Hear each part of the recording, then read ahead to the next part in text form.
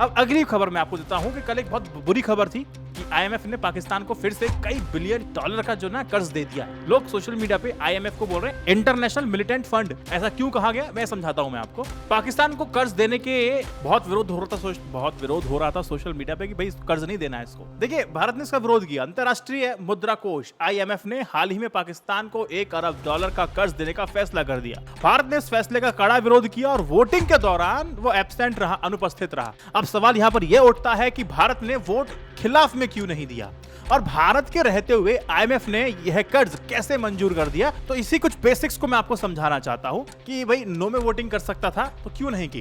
तो थोड़े से बेसिक्स और लॉजिक दोनों में क्लियर करता हूं। देखिए आईएमएफ में फैसले कैसे होते हैं। इसमें होती है एग्जीक्यूटिव बोर्ड। आईएमएफ का फैसला लेने वाली मुख्य जो ग्रुप है और जिसमें 25 निदेशक होते हैं। ये निदेशक अलग अलग देश या फिर देशों के समूह का प्रतिनिधित्व करते हैं। ये बोर्ड ही कर्ज देने जैसे रोजमर्रा के फैसले लेता है। वोटिंग का नियम, जैसे कि यूएन में हर देश का वोट बराबर होता है, लेकिन आईएमएफ में वोट की ताकत देश की आर्थिक स्थिति पर निर्भर ज्यादा करती है।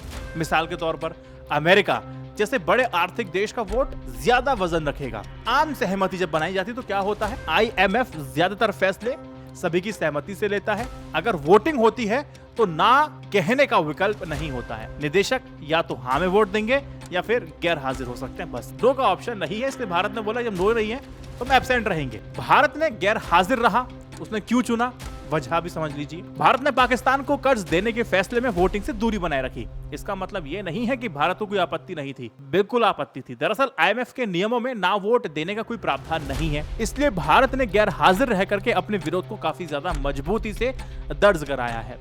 भारत ने आपत्ति क्यों उठाई और जब आपत्ति उठाई तो क्या लॉजिक दिए ये भी आपको समझना होगा।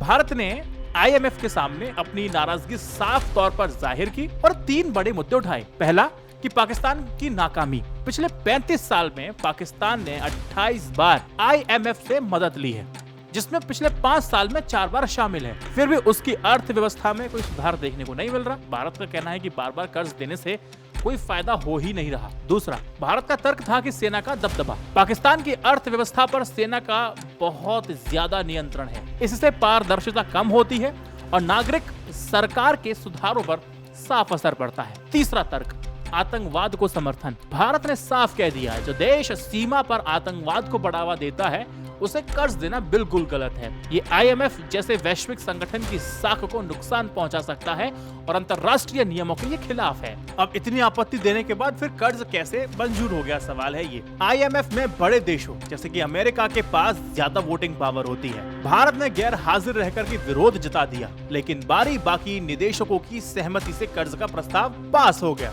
इसीलिए उनको कर्ज मिल गया। भारत ने अपने स्तर पर पूरी कोशिश की, लेकिन आईएमएफ के नियमों और बड़े देशों की ताकत के चलते फैसला पाकिस्तान के पक्ष में चला गया। इसीलिए आईएमएफ को फंड जारी करना पड़ा। सिंपल इसीलिए बोल रहे हैं कि जब आपको पता है कि पाकिस्तान आतंकवादी को पनाह दे रहा है, वही हमले करा रहा है, अब उसका पैसा नहीं है। आतंकवाद को रोकने का मतलब ये क्या, फंडिंग अगर आप नहीं पहुंचेगी, आतंकवाद ना वो फैलेगा, ना फूलेगा, ना किसी भी सामर्थ्यवान होगा, कंगाल होगा तो अपनी जान बचाएगा। आप जब उसको पैसा दे देंगे तो स्वाभाविक तौर पर उसमें फिर जान आएगी, वो फिर बदतमीजी करेगा, फिर वो बेकसूरों को मारेगा। बहुत सिंपल, इसलिए उसको कर्ज मत दीजिए, हालात सामान्य हो जाने दीजिए। तब देखिए अगर यही कर्ज पाकिस्तान को पहले बाद में दिया जाता, ये स्थिति अगर नहीं होती तो ठीक है, एक बार के लिए बात चल जाती, तो स्थिति सामान्य नहीं है। लगातार भारत को वो उकसा रहा है, यहाँ के सिविलियंस पे वो अटैक कर रहा है, निर्दोषों को मार रहा है, उसके बाद भी आईएमएफ का ये फंड जा रहा है। इसका मतलब ये है कि आप मारो पीटो कूटो, हम आपको पैसा दे रहे हैं। ये ब्लंडर है।